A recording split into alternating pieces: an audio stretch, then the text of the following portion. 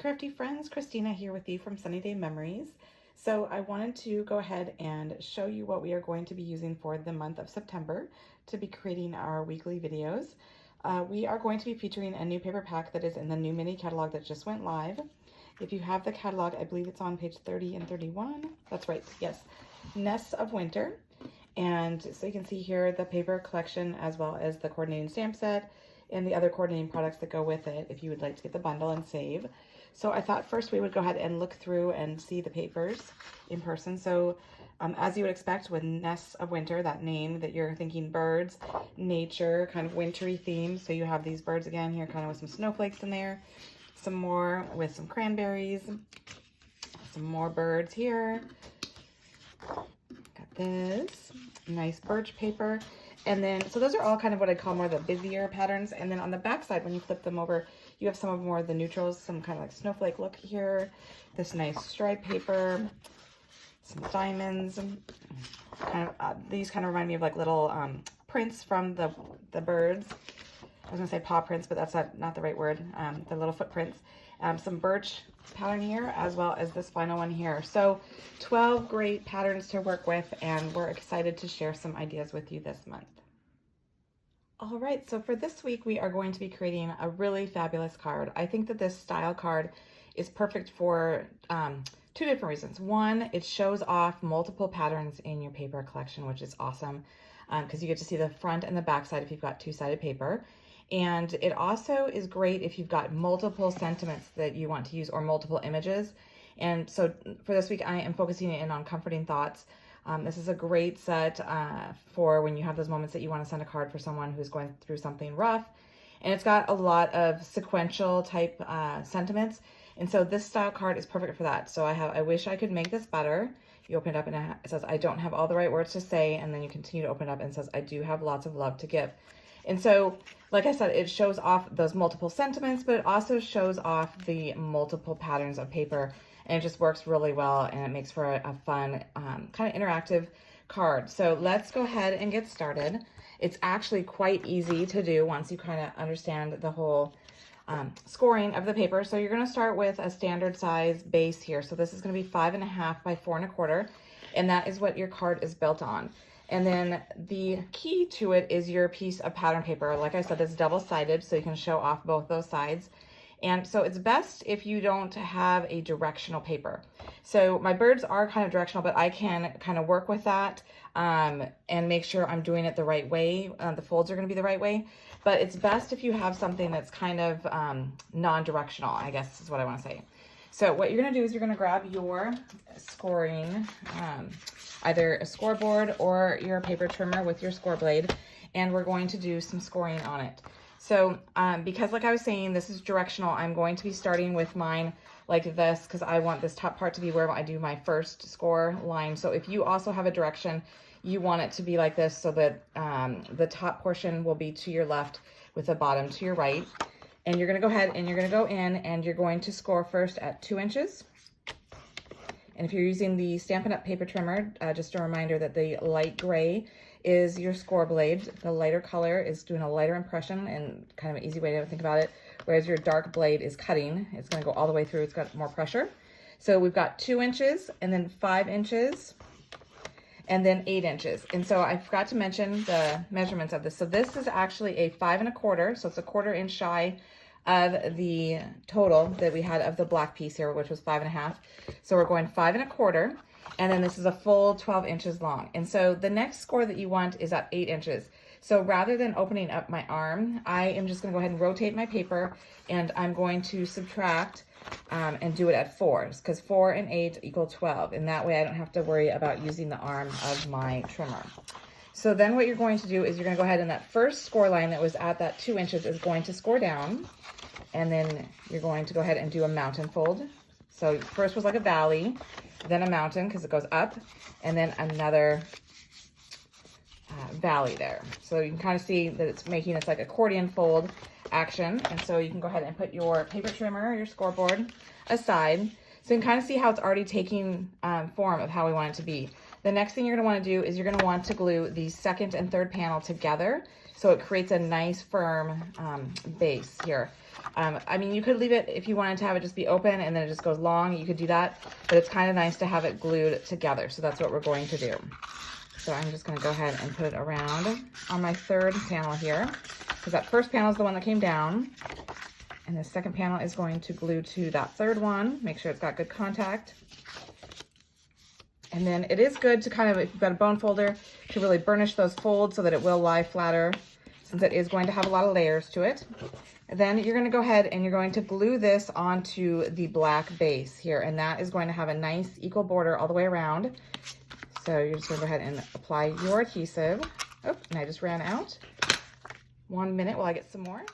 Okay, so we're just going ahead and putting adhesive all the way around that piece. So then, like I said, we can center it onto the black, like so. So there's a nice equal border all the way around. All right. And then we're gonna go ahead and we're gonna create the front little panel here for the first sentiment. So I am using, these are like my new favorite. I love using these. These are the Deckled Rectangle dies. And I feel like they add just such a nice little extra touch to your project. And so you'll see here I've done in the basic black, and then I've cut a piece of the garden green, and it's just slightly smaller, so there'll be, again, a border of that black going around. And I did emboss it with, I believe this is now retired. This is the Time Worn type 3D embossing folder, but I like that it's just like kind of a subtle background to it. And I did want to mention, this is the new two-tone cardstock that Stampin' Up just came out with. So if you'll notice, I'm putting the back side, so this is the true dark side here, but I'm using the light shade because you've got that variated garden green already in the stripes, and so it works really well to go ahead and add that there. So I'm gonna go ahead and glue that to the center of the black, and then put it right here, and it's flush on there. And then I've got my sentiment. I used, these are retired stitched shapes here, the oval. I've used that to do my sentiment. I wish I could make this better. So I did want to tie in a little bit more black, so it popped just a little bit more, but I did not want to add another layer on there. So I'm taking our Stampin' Right black marker, and I'm using the brush tip. So I'm going ahead and opening that up, and then I am just rubbing that brush tip around the edge of my oval. So that way it picks up a little bit of that black, and it gives the illusion that it is matted on a piece of black cardstock, but then you don't have that bulk, which I really like. And so this is a really nice tip to do if you want to add a little bit more to your project, but you just don't want that bulkiness to go with it. And so now we've got that on there. It's very subtle, a little bit of black. And this one, I am going to take our dimensionals and I'm going to pop it up. Whoops, sorry, I just shook the camera. Okay, so then I'm going to go ahead and I'm going to put 2 of these on the back here. So then I can go ahead and pop that up, centering it right there in the middle of that garden green. And then oops, that is not what I wanted to do. So I'm going to rub this off. This is why I like using the tape runner, because then if I make these mistakes, I can just rub that off. Because this is only going on a portion of your front flap, you want to make sure that you're very, what do I want to say? You're very meticulous about where you're doing it. So this is the tip that I like to give for doing this.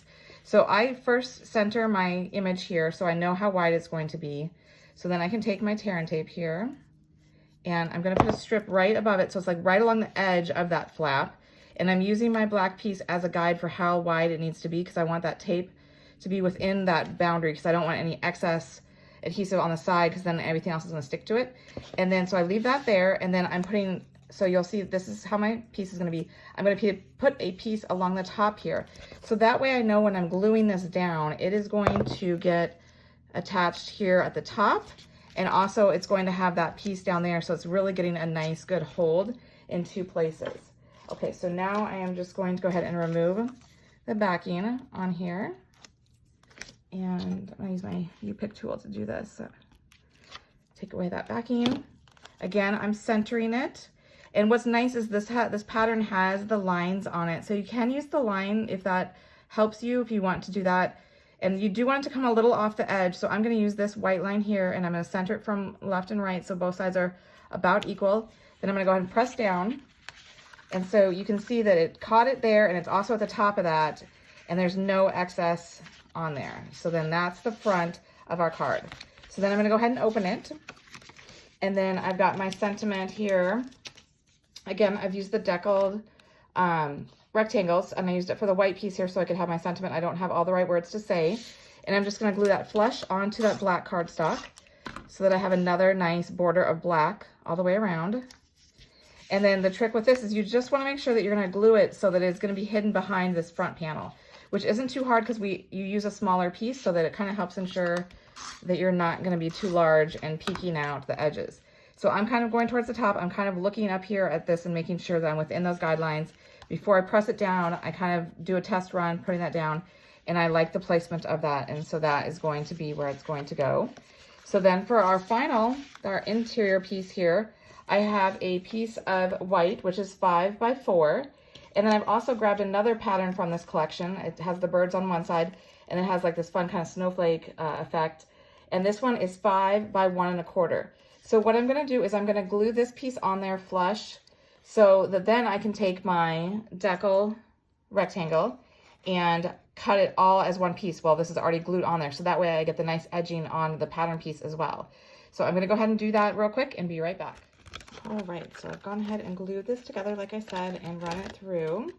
And so now it's nice because you not only have that deckled edge around the white, but also around the pattern paper too, since you glued that down first.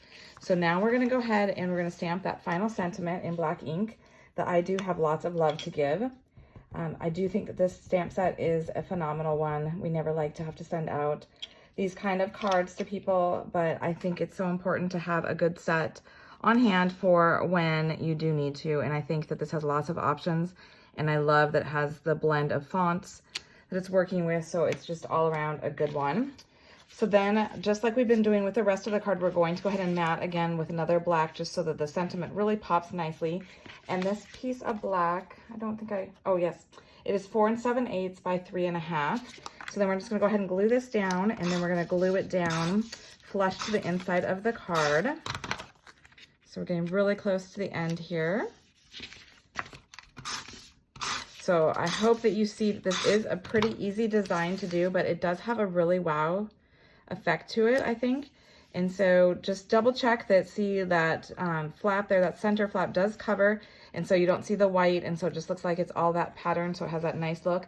You can always go back with your bone folder and kind of burnish those folds a little bit more so it's a little flat. If you can't get it to kind of really be flat to mail it, you could put like a heavy book on it for just a little bit before you go ahead and mail it. That way it won't be as bulky in the envelope and it won't cost you extra to mail it. So then the final detail that we're going to do is we're going to add some of these fun adhesive backed textured dots, the large size. I love these ones.